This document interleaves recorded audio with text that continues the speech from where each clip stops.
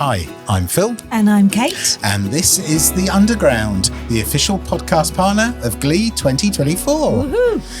So, without further ado, let's get down and dirty. We're on the last interview of the day with Terri Jones, the MD and co-founder of Joy of Plants. It's really good to see you. Thank you for taking the time to join us today. Oh, it's really exciting. Oh, I'm so pleased to be here. Terri, you've had a career in software development and are a keen gardener. Not two obvious bedfellows. How on earth did you decide you were going to join those two things and combine them to start Joy of Plants? Well, I've always been interested in technology, obviously with my working in software development. I used to work for a company called Symbian, and we developed the operating system for the world's first smartphones. Oh my goodness. So I guess I would have been one of the first people in the country to have ever had a smartphone in my hand, in my pocket. Oh, wow. So with that, on that basis, I've always used my phone since then for keeping notes about my life, about my hobbies, and about everything, basically. Yeah. And then I met our co-founder, Sue Tyndall, because we lived in the same town. Right. And we met each other, got chatting, and I didn't know when I first met her that she'd been compiling a plant encyclopedia. But we got chatting about gardening, and she lent me a copy, but it was on a CD. Right. And of course, whenever I wanted to look something up, I had to come back into the house and look on the computer. So we thought, we could really do with this on the phone. So I could carry it around in my pocket, so I could use it at the garden centre and all these sorts of things. So we decided to develop an app together because I had the contacts and I knew how to go about it. Right. And she had all the pictures, she had all the plant info. Okay. And the knowledge. And the knowledge. So this is what we did. But that was many, many moons ago. Right. But you were into gardening at the time as well. It wasn't just... I was a beginner gardener. Okay. I mean, we'd bought our first house and we had a small garden, and I'd started, but I was finding information about plants. That was the thing. Right. And although, the internet was in its kind of, When are we randomly. talking? So we started Joy of Plants in 2010. Okay. So, 2011. Not that long ago. Not that long ago, no. He says. No.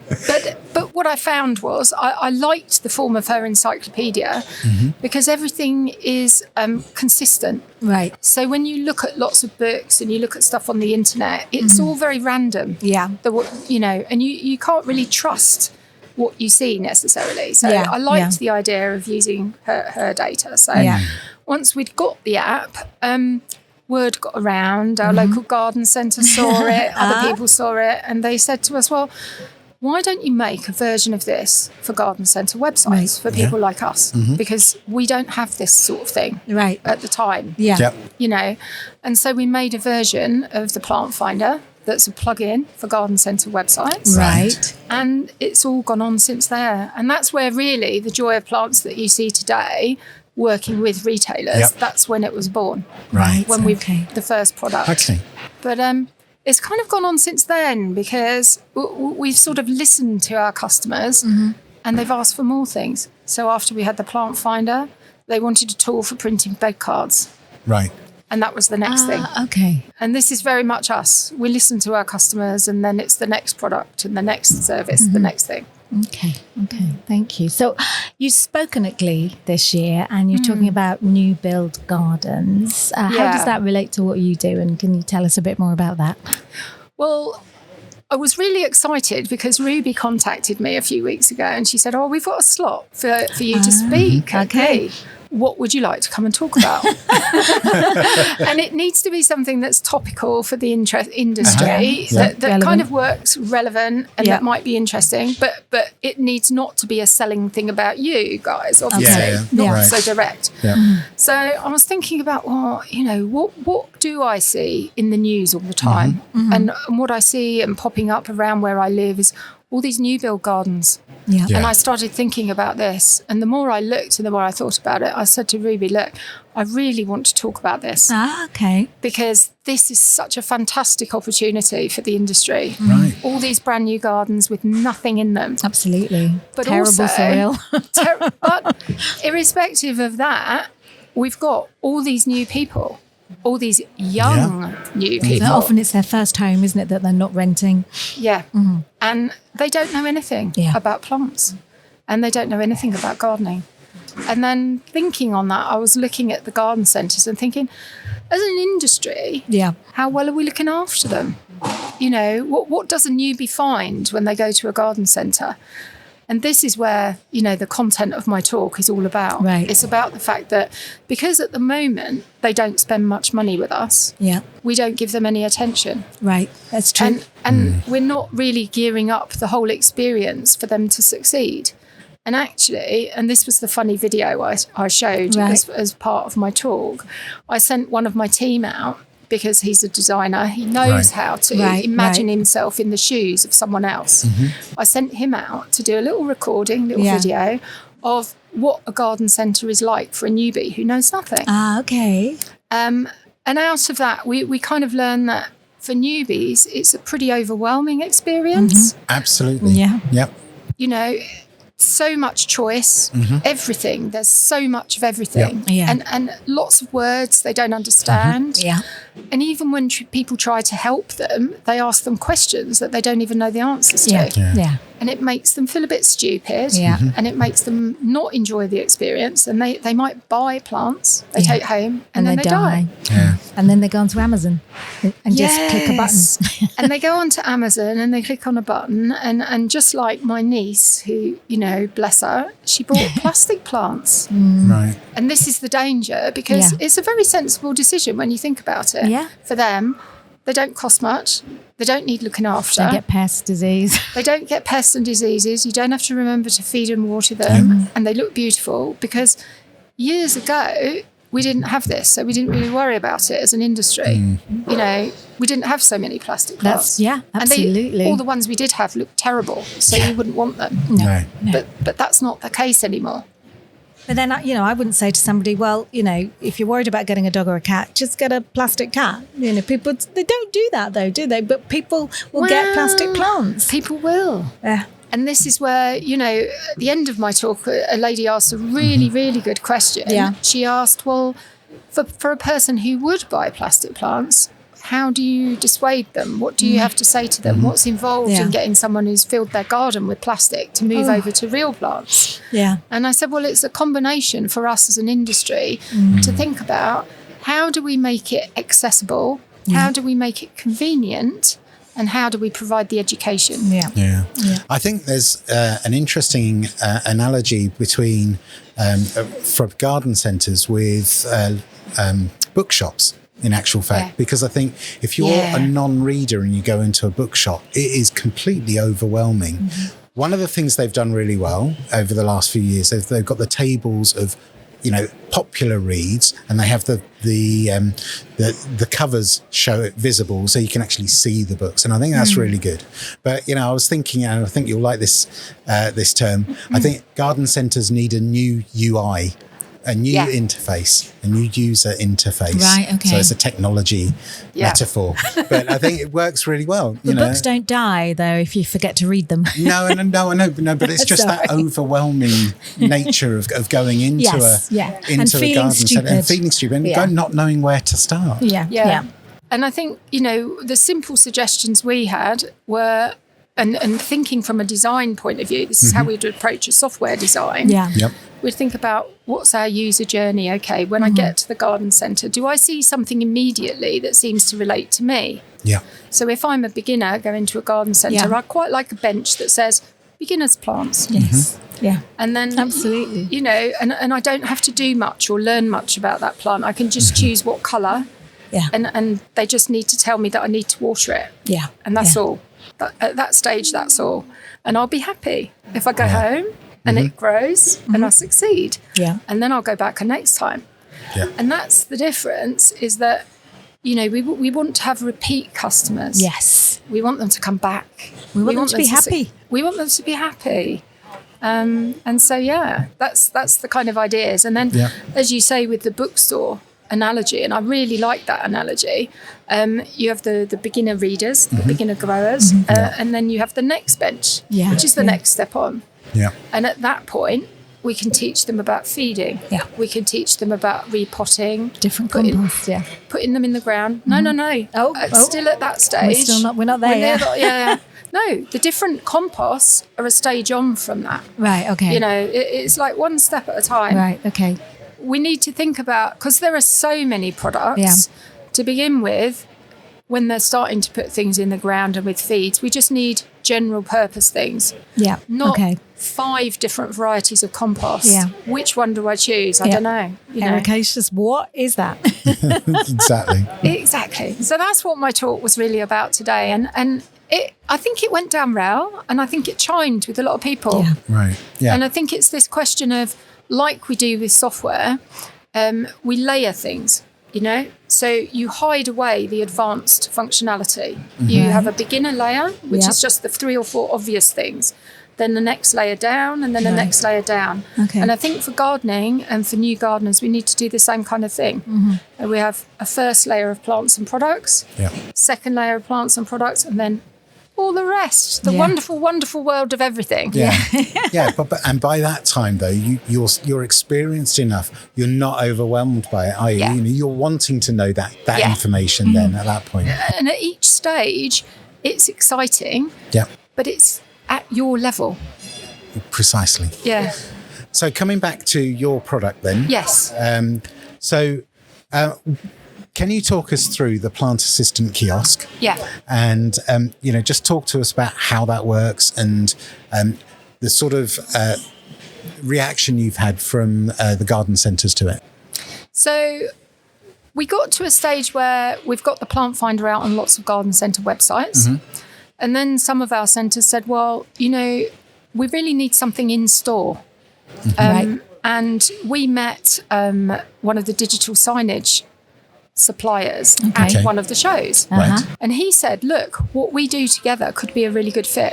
How about, you know, for these customers who want it, we try and put the plant finder on the digital signage. So we've got touch screens in store.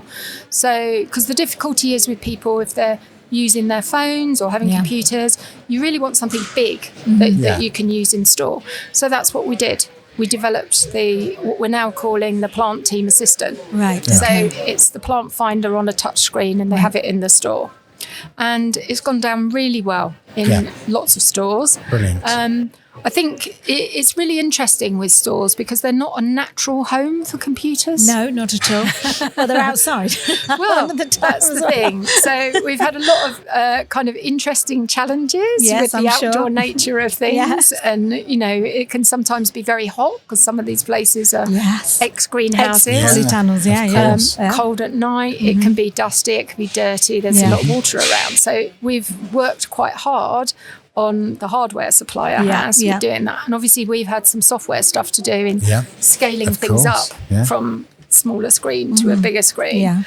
But it's good. It's good. But, these are new tools that we're bringing into an environment. Yes. And so there's a certain amount of training we need to do of staff. And for them, it's a change in working practices. Mm-hmm. So, so on that training part, have you found that some staff feel like a little bit threatened by it? You know, maybe some of the more established staff who have that knowledge and feel they're being sidelined a little bit. Have you come across anything like that? I think there's a couple of different things that I've come across. So for all of our early customers, I've gone out and done training in person because I wanted to understand, how they found it. Mm-hmm. Some of the older staff members who aren't so used to technology were a little bit fearful. Yes. But I think a lot of that comes down to them just not being very comfortable with technology generally. Right. Yeah, it's more the technology rather than... It's more the technology rather than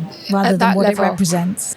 Yes. And so once we've had them playing around with the technology and they see how easy it is, because we've made it as really easy to use, their fears are put aside. Yeah. They realise that, it's not hard.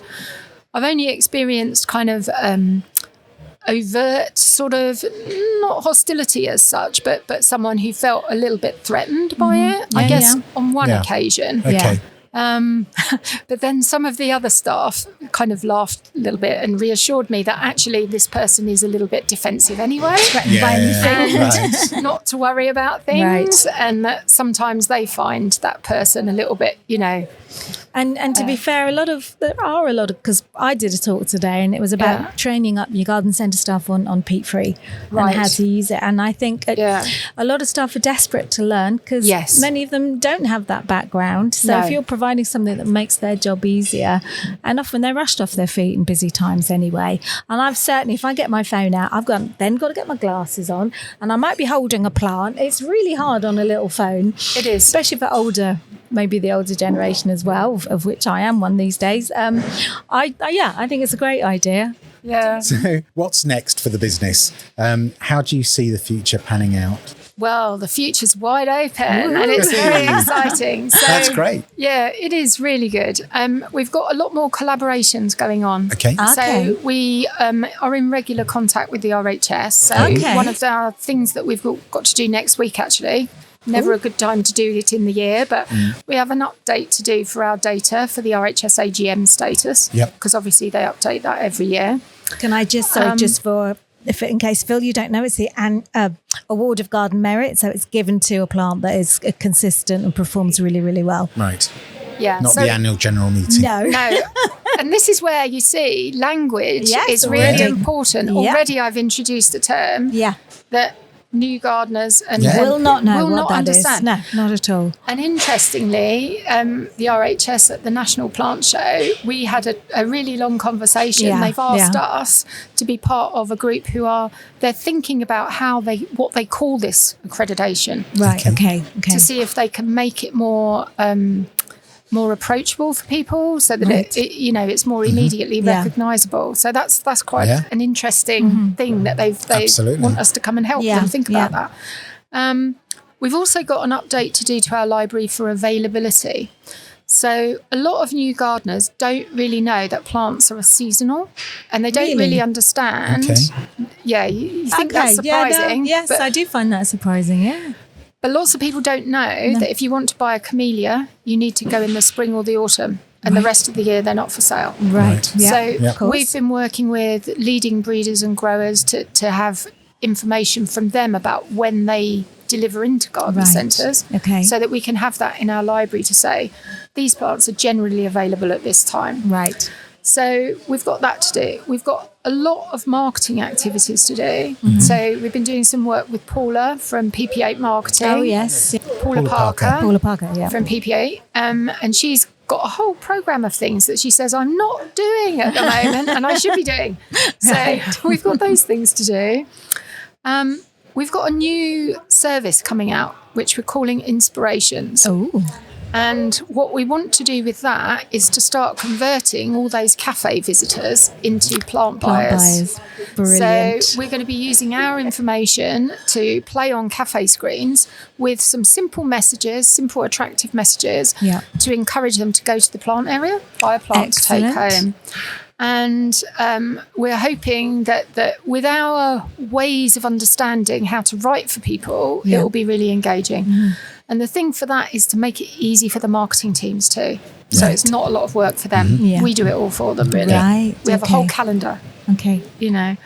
And then the next thing, lots of new customers for next year, of course. Brilliant. And for our existing customers, especially the big ones, I'm starting to spend time thinking about how do we customise things more for them to give them the differentiation they need? Because obviously, as the more customers we have, they don't all want their stuff to look the same.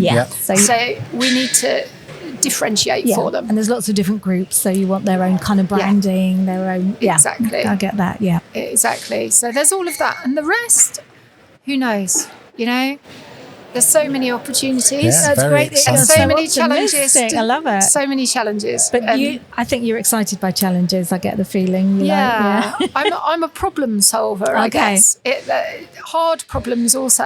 Right. Are the ones Classic programmer. Yes. I like to find solutions. don't you find that kind of is a bit of a dichotomy with gardening, in that sometimes there's just no solutions with gardening, with growing. It's you've got to let it do its thing. You've got to let nature take its course. Yeah, and that's why I think, for Joy of Plants, I'm starting to relax a little more, right, and let things happen in their own time. Okay, that's good. Yeah, because everything happens in an organic way, doesn't it?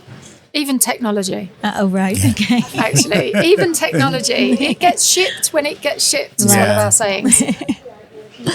So I'm going to finish with one final question. Okay. On your website, you say that your favourite plant is the Madame Alfred Carrier rose. Yeah. Why is that your favourite? It's the first rose we bought for our garden. It is a beautiful rose anyway. It is. And it climbs across our front door, above the front door. Beautiful. And it welcomes us home with its beautiful flowers and the scent. Oh, that's that's lovely. why I love it so much. Beautiful. And what a wonderful way to end. Absolutely.